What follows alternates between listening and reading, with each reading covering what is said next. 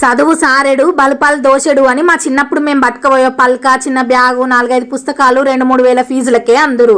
మరి ఇప్పుడు school fee సంగతి పక్కకు పెడితే అట్టి బుక్స్ బ్యాగులకు యూనిఫామ్లకే 20,000 అయినాయి.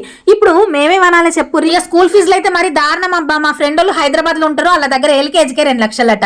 దాన్ని లక్షలు పెట్టి చదువుకొని ఆడు భూమి మీదనే బతుకుతాడా, అంతరిక్షం మీద తేలుతాడా? ఇన్ని లక్షలు పెట్టి చదివి కనీసం చదివిన మందమైన తర్వాత సంపాదిస్తాడా? చదివేదోటి రాసేదోటి వచ్చే ఉద్యోగం ఇంకోటి. అయినా ఎవరిన ఏం లాభం? మన తల్లిదండ్రులు కూడా ఆలోచించే విధానం మారాలే. మా కొడుకు ఆ పెద్ద స్కూల్లో చదువుతుండు, మా బిడ్డ ఈ పెద్ద స్కూల్లో చదువుతుంది అని చెప్పుకోవడం కూడా ఈ మధ్యన స్టేటస్ సింబల్ అయిపోయింది. తల్లిదండ్రులు కూడా కేవలం ర్యాంకుల కోసమే ఆలోచిస్తున్నారు. ఈ ర్యాంకుల గోడల మధ్య బాల్యం బందీ అయింది. చదువు అనేది జ్ఞానం కోసం కాదు, ర్యాంకుల రేస్ కోసమే అన్నట్టు అయింది. అందరినని కాదు కానీ అట్లా ఆలోచించేటోళ్ళు ఉన్నారు. అట్లనే మేము పెద్ద స్కూల్ వేయమని కాదు, ఏస్తాము. ఫస్ట్ మా అశ్వత్ని తీసుకొని పోయింది మా సైడ్ అన్నిటికంటే పెద్ద రెప్యుటేషన్ ఉన్న స్కూల్. నెక్స్ట్ ఇయర్ చూద్దాం, ఇప్పుడే అంత అవసరం లేదు. వాడు 7th క్లాస్ కదా, ఎక్కడైనా సిలబస్ సేమ్ ఉంటది.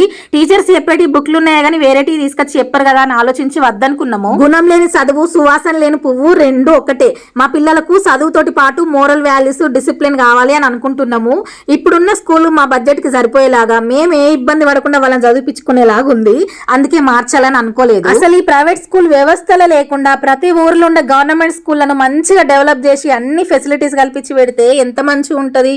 కనీసంగా తమిళనాడు సీఎం లెక్కనన్నా ఆంక్షలు తీసుకురావాలి. నాకు అనిపించినవి మాత్రమే చెప్పినా, ఎవరిని ఇబ్బంది పెట్టాలని కాదు. వీడియో నచ్చితే లైక్ చేసి అట్లే మీ అభిప్రాయాన్ని కామెంట్లో ఖచ్చితంగా చెప్పుర్రి.